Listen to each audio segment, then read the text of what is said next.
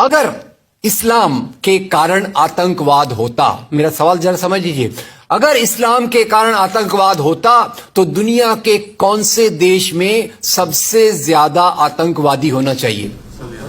Indonesia में। Saudi Arabia बहुत छोटा है, पता नहीं हमारे बंबई के बराबर भी है कि नहीं। सऊदी अरेबिया बहुत छोटा है, सबसे ज्यादा आतंकवाद होना चाहिए इंडोनेशिया में, दुनिया का सबसे बड़ा मुस्लिम देश, वहां इस प्रकार का आतंकवाद नहीं है। नंबर 2, वो एरिया देखिए, अभी सवाल आपको बताया गया उसको याद रखिएगा।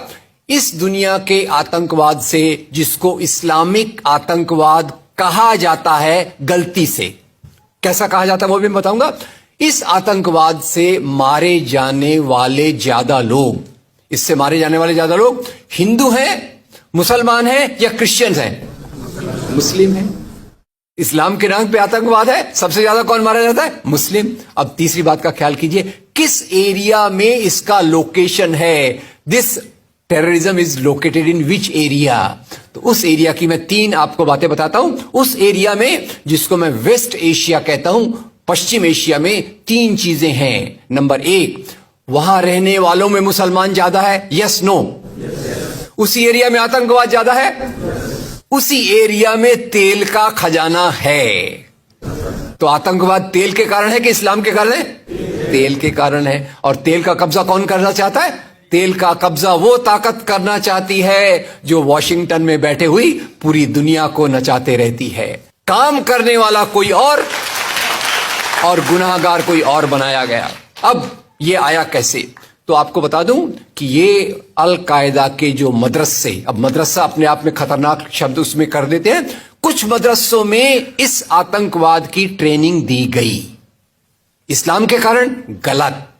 ये जो मदरसों में आतंकवाद की ट्रेनिंग दी गई, उसके पीछे भी जो हाथ था, 2 चीजों का था। सबसे बड़ा हाथ था अमेरिका का। अमेरिका ने $8,000 मिलियन, 7,000 टन हथियार दिए अल कायदा को। उनका ब्रेन वॉश किया गया। इस्लाम के जो 2 महत्वपूर्ण शब्द हैं, माफ कीजिएगा अगर मैं कुछ गलत कहूं, मैं इस्लाम का स्कॉलर नहीं हूं, समझने की कोशिश करता हूं, कुछ मैंने गलत कहा तो उसको मैं माफ कर दीजिएगा। तो 2 शब्दों को उन्होंने बदल दिया। एक शब्द था जिहाद। जिहाद तो जो है जिहाद अकबर, जिहाद असगर।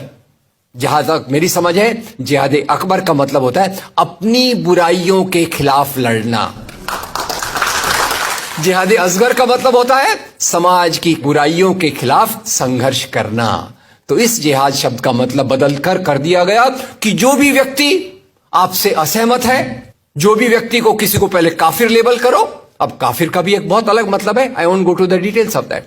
तो काफिर किसी को बोलो, उसको मारो, तो उसको जिहाद के नाम दिया गया। और ये ट्रेनिंग उन मदरसाओं में हुई जिसको अमेरिका ने पैसा दिया, अमेरिका ने सिलेबस भी दिया। और तो और मेरी समझ है, मदरसों में कुरान की ट्रेनिंग देते हैं। वो कैसे होना चाहिए वो आपके बीच में चर्चा का मुद्दा है, पर यहां जो ट्रेनिंग दी गई उसका सिलेबस वॉशिंगटन में बनाया गया। और खैर, ये क्यों बनाया गया उसके पीछे मैं पहले बहुत कोशिश करके, मेहनत करके लोगों को बोलता था ये अल कायदा इसके लिए बनाया गया। बाद में मेरे हाथ में एक बहुत अच्छी चीज आई। अब यूट्यूब में कई चीजें बहुत अच्छी है, कई चीजें खराब हैं। यूट्यूब के कारण हमारे कई नौजवान भटक भी रहे हैं, पर यूट्यूब की कुछ अच्छी चीजें आपको बताता हूं।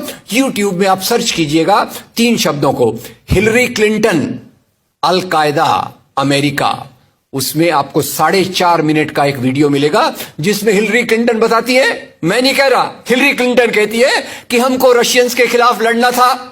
हमारी फौजें जो वियतनाम से एकदम डिमोरलाइज होकर आई थी वो तैयार नहीं थी, तो इन एशिया के मुसलमानों के नौजवानों के कंधे पर रखकर हमने अपनी बंदूक चलाई।